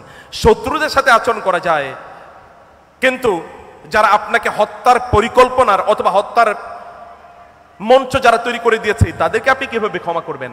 ক্ষমা তো অনেক পরের কথা, ক্ষমার ইস্যু তো এখানে আলোচনাই নাই, বরং ওই যে তারা অন্যায় করেছে সেই আলোচনায় তিনি নিয়ে আসেন নাই। এরকম নোবেল ক্যারেক্টার আপনাদেরকে অর্জন করতে হবে। কিছু ক্যারেক্টার কমপক্ষে আপনি থাকুক, আপনার কিছু এমন চরিত্র থাকুক যে চরিত্রের মাধ্যমে লোকেরা আপনাকে চেনবে। Young man, young women, ladies and gentleman, একটা জিনিস করেন তো, আপনাদের মধ্যে একটা চরিত্র থাকুক যেমন আপনি সত্যবাদী, লোকেরা জানে যে ও সে কোনোদিন মিথ্যা কথা বলবে না জীবন গেলেও, ও সে আমানতদার, কোনোদিন সে আমানতের খেয়ানত করবে না জীবন গেলেও, এরকম একটা চরিত্র। অথবা তিনি ন্যায় ইনসাফের কথা একবার চিন্তা করে দেখেন, হাজার আসওয়াদকে যখন তার স্থানে রাখা হবে, প্রশ্ন আসলো কে রাখবে হাজার আসওয়াদ কে তার স্থানে? তারা যুদ্ধের জন্য প্রস্তুতি নিল, রক্তের মধ্যে হাত ডুবিয়ে শপথ নিল। তারা দেখলো যে এখান থেকে বাঁচার কোনো উপায় নাই। মুহাম্মদ রাসূলুল্লাহ সাল্লাল্লাহু আলাইহি ওয়াসাল্লাম তিনি দায়িত্ব নিলেন এবং তিনি বললেন এখান থেকে বাঁচার উপায় আছে, তোমরা একটা বড় কাপড় নিয়ে আসো। কাপড়ের মধ্যে তিনি নিজেই হাজারে আসওয়াদ কালো পাথরটা রাখলেন এবং সবাইকে বললেন তোমরা চারিদিক থেকে কালো কাপড়টাকে ধরো এবং কালো কাপড়ে ধরে মানে হাজারে আসওয়াদ এর ওই কাপড়ে ধরো। কাপড়ে সবাই ধরলো, তিনি হাজারে আসওয়াদটা আবার স্বস্থানে রাখলেন, লোকেরা মেনে নিলেন। একটা বিশাল যুদ্ধ থেকে আরব জাতি বেঁচে গেল মুহাম্মদ রাসূলুল্লাহ এর প্রুডেন্স এন্ড তার দূরদর্শিতার মাধ্যমে। আমরা তো এখন ইয়াংরা তো এখন এই আপনার মধ্যখানে একটা যুদ্ধ করেছেন, সেই যুদ্ধের জন্য আমরা অ্যাপ্রিসিয়েট করি, কিন্তু এরপরে আর যুদ্ধ বাঁধায়েন না। আমরা তো কথায় কথা যুদ্ধ বাঁধিয়ে দিই, মারামারি বাঁধিয়ে দিই, কারণ রক্ত টকবগে গরম। এখন যুদ্ধ মারামারি লাগিয়ে দিতে আমরা চাই। শুধু না, আমাদের নেচার হলো যে কত যদি আগুন লাগে তাহলে একটু দিয়াশালাই নিয়ে যাই আর একটু আগুন জ্বালিয়ে দেওয়ার জন্য, অথবা মাঝে মাঝে পেট্রোল নিয়ে যাই যে একটু আগুন জ্বালানো দরকার। নিয়ে যাবেন পানির বালতি নিয়ে যান, রাসূল সাল্লাল্লাহু যেমনটি নিয়েছেন। ড্রাম নিয়ে যাবেন না পেট্রোল অথবা কেরোসিনের, এটি আল্লাহ রাসূল সাল্লাল্লাহু আলাইহি ওয়াসাল্লামের চরিত্র নয়। অতএব তা থেকে আমাদেরকে এই শিক্ষা অবশ্যই আমাদের নেওয়া দরকার। মানুষের জন্য মমতার কথা একবার চিন্তা করে দেখেন তো। তিনি যখন বিয়ে করলেন খাদিজাতুল কুবরা রাদিয়াল্লাহু তাআলা আনহাকে, প্রচুর পরিমাণ সম্পদ, এই সম্পদ দিয়ে আমাদের জন্য নিশ্চয়ই তিনি একেবারে লেটেস্ট মডেলের গ্যাজেট অথবা ডিভাইস ইত্যাদি কেনেন নাই, অথবা লেটেস্ট মডেলের গাড়ি, অথবা একটা লাক্সারিয়াস অ্যান্ড কমফোর্টেবল স্পেশাস একটা ফ্ল্যাট অথবা একটা বাড়ি, এটার কথা তিনি চিন্তা করেন নাই। তিনি সকল সম্পদ মানবতার কল্যাণে তিনি বিলিয়ে দিয়েছিলেন। এবং এই কারণে যখন তিনি গাড়ে হেরা থেকে ফিরে আসলেন একটু ভয়ে ভীত আতঙ্কিত হয়ে, because that was a new experience and terrible experience for him, তিনি ফিরে আসলেন। তার স্ত্রীকে বললেন আমি কি পাগল হয়ে গেলাম নাকি আমাকে ভূতে জেনে ধরেছে? তিনি বলেন কেন? বলে এরকম এরকম। তার স্ত্রী তাকে বললেন কাল্লা ওয়াল্লাহি লা ইউযিকাল্লাহু আবাদা, আল্লাহর কসম আল্লাহ আপনাকে কোনোদিনই লাঞ্ছিত করবেন না, আল্লাহ আপনাকে লাঞ্ছিত করতেই পারেন না, অসম্ভব এটি। কারণ কি? ইন্নাকা লাতাসিলুল রাহিমা ওয়া তাহমিলুল কাল্লা ওয়া তাকসিবুল মা'দুম ওয়া তাকরিউদ দাইফা ওয়া তুঈনু আলা নওয়াইবিল হাক্কি। পাঁচটি জিনিস আপনি পাঁচটি কাজ করেন। এর মধ্যে কি কি? একটা হচ্ছে আপনি মানুষের বোঝা আপনার কাঁধে তুলে নেন, যে সকল ব্যক্তিদের টাকা পয়সা নেই তাদের জন্য অ্যাজ ইফ আপনি ইনকাম করেন, এবং যারা বিপদগ্রস্ত তাদের জন্য আপনি এগিয়ে যান, আত্মীয়তার সম্পর্ক আপনি রক্ষা করেন, মানুষের মেহমানদারি করেন। আপনি এত ভালো গুণ যার মধ্যে থাকে তাকে আল্লাহ তাআলা উইল নেভার ডিসগ্রেস, তাকে আল্লাহ কখনোই লাঞ্ছিত করবেন না। আপনারা একবার চিন্তা করে দেখেন তো, আপনার এবং আমার মধ্যে এমন মেনশনেবল মেমোরেবল এমন কি গুণ আছে যে গুণ I feel boost of it, যে I can feel proud of it. আমি এর কারণে আমি করতে পারি, আমি গর্ব করতে পারি যে এরকম একটা গুণ আমার মাঝে আছে। এরকম একটা গুণ, কমপক্ষে একটা গুণ অর্জন করুন। স্টার্ট নার্চিং ইট ফ্রম টুডে, আজকে থেকেই এটাকে আমাদের করার মতো অবশ্যই আমরা করতে চাইলে আমরা আজকে থেকে সেটি করতে পারি। রাসূলুল্লাহ সাল্লাল্লাহু আলাইহি ওয়াসাল্লামের আপনাদের মধ্যে নেতৃত্বের গুণ দেখে আমরা মুগ্ধ হয়েছি। আপনারা সমন্বয় করেছেন বিশাল একটা মুভমেন্ট, একটা রেভলিউশনকে আপনারা সমন্বয় করেছেন। আপনাদের মধ্যে নেতৃত্বের গুণ আছে, কিন্তু এটাকে ফলে পরিণত করার জন্য আপনাদেরকে কাজ করতে হবে। আমি ছাত্র সমাজকে বলছি, আপনাদেরকে এটাকে ফলে পরিণত করার জন্য কাজ করতে হবে। আপনাদের এখন সামনে বিশাল চ্যালেঞ্জ। কেবল লিবারেশন, আমাদেরকে বলা হয় স্বাধীনতা অর্জনের চেয়ে স্বাধীনতা রক্ষা করা অনেক বড় কঠিন। স্বাধীনতা রক্ষায় আপনাদের দায় বা দায়িত্ব কতটুকু? You get everything on social media and spread it immediately without judging whether it is false or true. আপনি সোশ্যাল মিডিয়াতে কিছু একটা পাইছেন, দ্রুত এটা ছড়িয়ে দিলেন, ডিসকাশন এটা দিয়ে লাগাইলেন এবং আগুন জ্বালিয়ে দিলেন চারিদিকে। এটা কি will it support you for the reformation of your society, much needed reformation? এর জন্য কি আপনাকে কাজ করবে কিনা সেটা দেখতে হবে। নেতৃত্বের সত্যিকার অর্থে গুণ কি? আগুনকে বন্ধ করা, আগুন লাগানো নয়। আপনার রাসূল সাল্লাল্লাহু আলাইহি ওয়াসাল্লাম তিনি কি করেছেন? যুদ্ধের ময়দানের কথা একবার চিন্তা করে দেখেন তো। তিনি তার জীবনে 80টি যুদ্ধ করেছেন, এর মধ্যে 28টি যুদ্ধতে তিনি সরাসরি অংশগ্রহণ করেছেন। সকল যুদ্ধ মিলিয়ে মানুষ নিহত হয়েছে প্রায় 200, সব যুদ্ধ মিলিয়ে। আমরা তো কেবলমাত্র অল্প কয়েকদিনের যুদ্ধে আমাদের 1400+ নিহত হয়েছে, আর বললাম যে প্রায় 22,000-এর উপরে যারা আহত, এর মধ্যে অনেকেই পঙ্গু। কিন্তু তার 13 বছরের জীবনে মক্কা থেকে মদিনায়, মক্কায় তো আর কোনো যুদ্ধ হয় না, মদিনায় গেলে 10 বছরের জীবনে প্রায় 80টির মতো যুদ্ধ হয়েছে। 28টি তিনি সরাসরি জয়েন করলেন, সেখানে মাত্র হত 200 জনের উভয় পক্ষে। এত কম কেন? কারণটা কি? কেন এগুলো ঘটেছে? একটাই মাত্র কারণ, রাসূলুল্লাহ সাল্লাল্লাহু আলাইহি ওয়াসাল্লাম he wanted to avoid bloodshed. এমনকি মক্কা বিজয়ের কথা দেখেন, স্বাধীনতার জন্য আমাদের 71-এ কত লোক, অথবা তার আগে তারপরে আমরা কত লোক সেখানে ধ্বংস হয়েছে, মানে সেখানে লোক মারা গিয়েছে, একবার চিন্তা করে দেখেন। কিন্তু আমাদের এটা 9 মাসের একটা যুদ্ধ, আর 10 বছরের যুদ্ধে কত লোক মারা গিয়েছে দেখেন।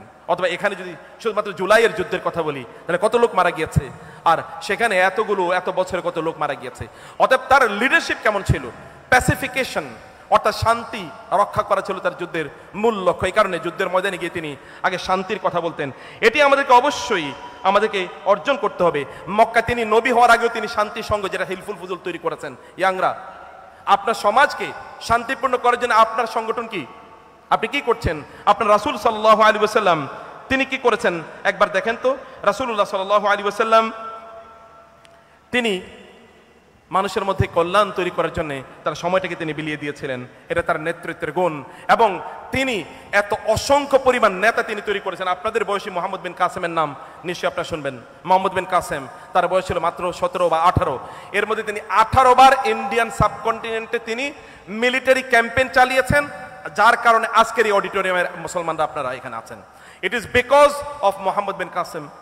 Mohammad bin Qasim a young man, তার বয়স 17-18, ইউনিভার্সিটি গ্রাজুয়েশন এখনো শেষ হওয়ার কথা না, অথবা কলেজ থেকে এখনো কলেজের থ্রেশহোল্ড এখনো পার হওয়ার কথা না। সেই সময়ে তার পরিস্থিতিটা ছিল, মানে তার কন্ট্রিবিউশনটা ছিল এরকম। বা কোথায় পাবেন মুসলিমদের কথা বলেন, একেবারে চায়নার বর্ডার পর্যন্ত ইসলাম নিয়ে গিয়েছে 18, 20, 22 বছরের বাচ্চা। অথবা মুসা ইবনে নুসাইরের কথা বা তারিক বিন জিয়াদের কথা বলেন।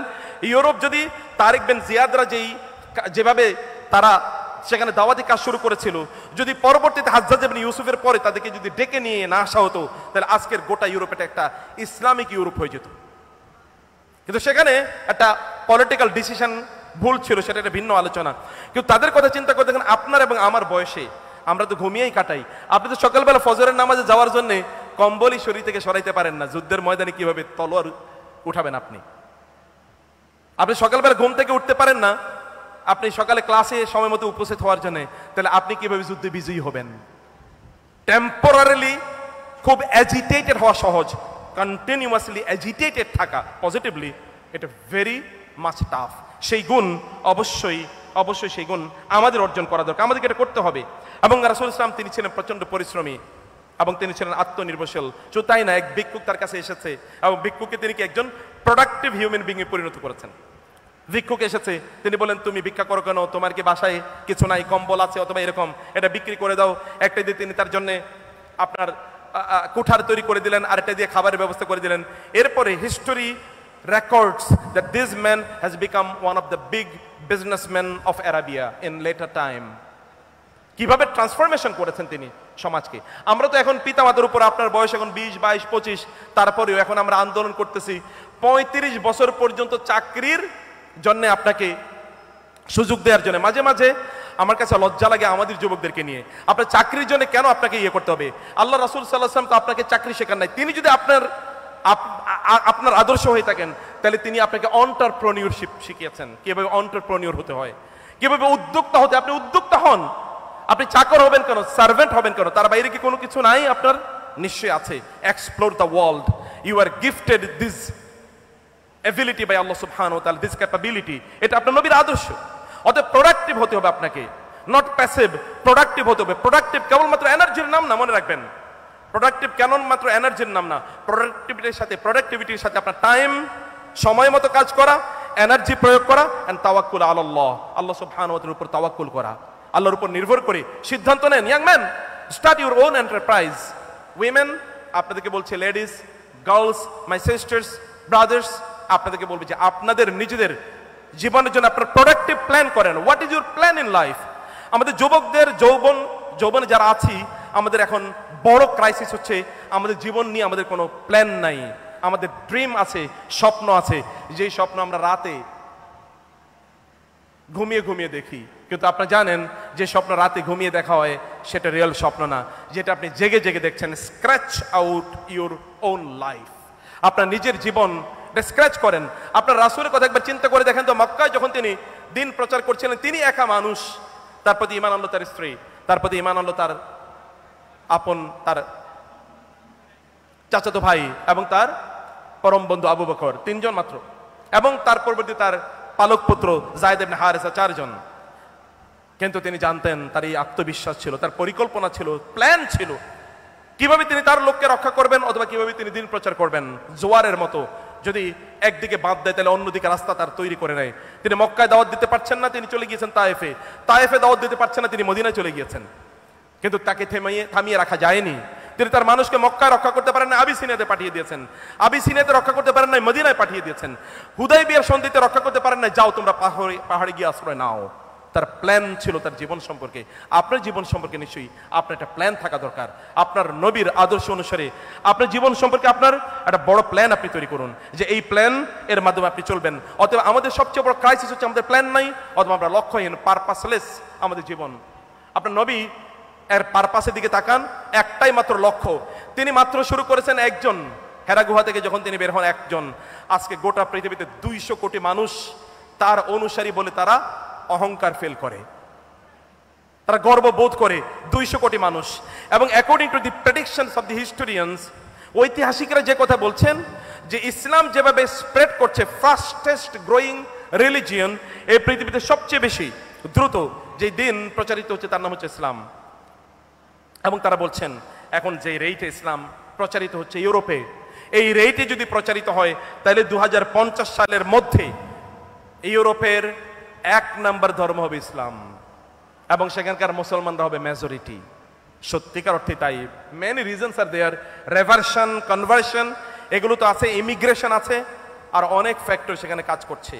এই সকল ইস্যুতে আমরা, যদি আপনি এই বিশাল গ্রেটার উম্মার সত্যিকার অর্থে একজন রেলেভেন্ট সদস্য হতে চান, তাহলে আপনি উদ্দেশ্যহীনভাবে চলতে পারেন না, আপনি লক্ষ্যহীনভাবে চলতে পারেন না, আপনি পরিকল্পনাহীনভাবে চলতে পারেন না। আপনার একটা পরিকল্পনা থাকা দরকার যে আপনি কিভাবে চলবেন।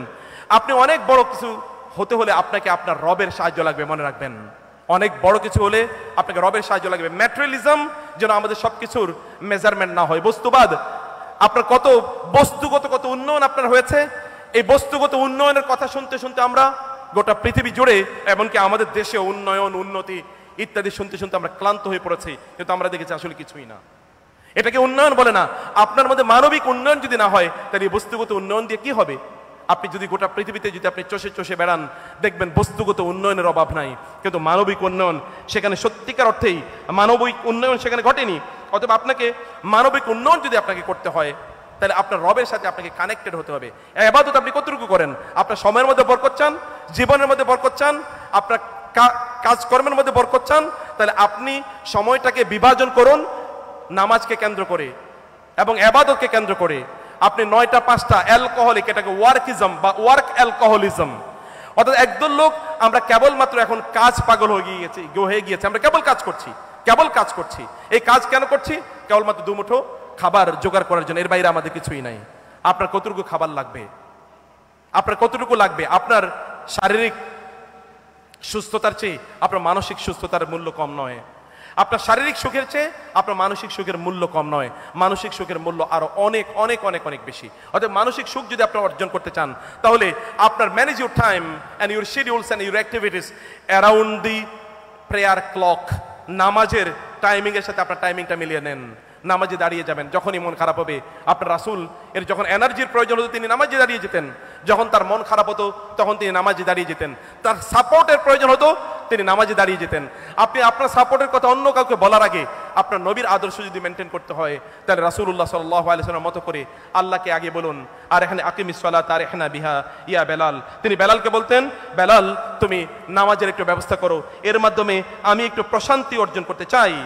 আপনারা ওয়াশাবুন নাশা ফি ইবাদাতিল্লাহ, আল্লাহর কাছে সবচেয়ে প্রিয় বান্দা তারাই সেই সকল যুবক এবং যুবতীরা যারা আল্লাহর ইবাদতের মধ্যে তাদের সময়গুলো কাটায়। আমি বলছি না আপনারা 24/7 আপনারা কেবল আল্লাহর ইবাদত করবেন। তথাকথিত আমরা যদি ওই যে রিলিজিয়াস সেরিমনির কথা বলি বা সেরিমোনিয়াল রিচুয়াল, সেটার কথা আমি বলছি, তা এর কথা আমি বলছি না। আমি বলছি যে আপনাদের প্রত্যেকটা কাজ এমন শুরুতে হোক যে এটা পারফেকশনের সাথে আপনাদের কাজগুলো সম্পাদন হোক। আপনি যাই করেন তা পারফেক্টলি করেন, আপনি যাই করেন তা পারফেক্টলি করেন। চিন্তা করে দেখুন, আপনার নবী কোনো কাজে ইমপারফেক্ট করেন নাই। আপনি তার কোনো কাজে কোনো ত্রুটি খুঁজে পাবেন না যে আপনি কোন দৃষ্টি থেকে, এই দৃষ্টিভঙ্গি থেকে আপনি তার কাজগুলো মূল্যায়ন করবেন যে তিনি এই কাজটি এইভাবে করলে ভালো হতো, ওইভাবে করলে ভালো হতো। আমরা প্রত্যেকের কাজের ক্রিটিসিজম করি, কিন্তু আমাদের নবীর কোনো কাজের আপনি কোনো ক্রিটিসিজম খুঁজে পাবেন না, বিকজ ইট ওয়াজ পারফেক্ট। যেটি আমি আগেই বলেছিলাম, পারফেক্টলি ডান, সর্বোত্তম পদ্ধতিতে তিনি তার কাজগুলো করতেন। এর বাইরে কোনো কাজই তিনি করতেন না। ডিপ্রেশন, হতাশা, এটি আমাদেরকে ভয়াবহভাবে চারিদিক থেকে আমাদেরকে নিমজ্জিত করে রেখেছে। তা থেকে আমাদেরকে বাঁচার জন্য নিশ্চয়ই মহান আল্লাহ সুবহানাহু ওয়া তাআলা এর কাছে আমাদেরকে অবশ্যই আমাদেরকে প্রেয়ার করতে হবে, আমাদেরকে প্রার্থনা জানাতে হবে, এবং আল্লাহ সুবহানাহু ওয়া তাআলা এর কাছে আমাদেরকে আমাদের ফরিয়াদগুলো তুলে দিতে হবে। অথবা আল্লাহর কাছে আত্মসমর্পণ করুন, সাবমিট ইউরসেলফ টুয়ার্ডস আল্লাহ সুবহানাহু ওয়া তাআলা and you will get the ultimate results ইনশাআল্লাহ। যদি আল্লাহ সুবহানাহু ওয়া তাআলার কাছে আপনারা যদি সফলতা চান, তাহলে আপনাদেরকে এটা করতে হবে। এবং লাস্ট, সর্বশেষ আপনাদের একটা প্রত্যাশার কথা বলি। আপনারা এইদিকে তাকান, এইদিকে please look at this young man. আপনাদের নবী কত বছর বয়সে বিয়ে করেছিলেন? 25 বছর বয়সে। আপনারা কয় বছর বয়সে করবেন? কত বছর বয়সে? ইনশাআল্লাহ। বিয়ে করুন সময় মতো, তথাকথিত প্রতিষ্ঠার পেছনে ঘুরবেন না। প্রতিষ্ঠিত হতে হতে আপনার পাই ভেঙে গিয়েছে, এই প্রতিষ্ঠা হয়ে লাভ কি? অতএব সময় মতো বিয়ে করুন। Marry at the time, at the age of your prophet sallallahu alaihi wasallam when he married, আপনার নবী যে বয়সে বিয়ে করেছেন সেই বয়সে বিয়ে করুন। তাইলে দেখবেন যে আপনারা যে কল্যাণ এবং আপনারা যে সুখী জীবন চান, সেই সুখী জীবন আপনারা অবশ্যই অবশ্যই পাবেন ইনশাআল্লাহ। মহান আল্লাহ সুবহানাহু ওয়া তাআলা আমাদেরকে আমাদের নবীর মতো করে জীবন যাপন করার তৌফিক দান করুন। আল্লাহুম্মা আমিন। هذا وصلى الله سبحانه وتعالى على نبينا محمد وعلى آله وصحبه أجمعين. سبحانك اللهم وبحمدك أشهد أن لا إله إلا أنت أستغفرك وأتوب إليك. والسلام عليكم ورحمة الله وبركاته.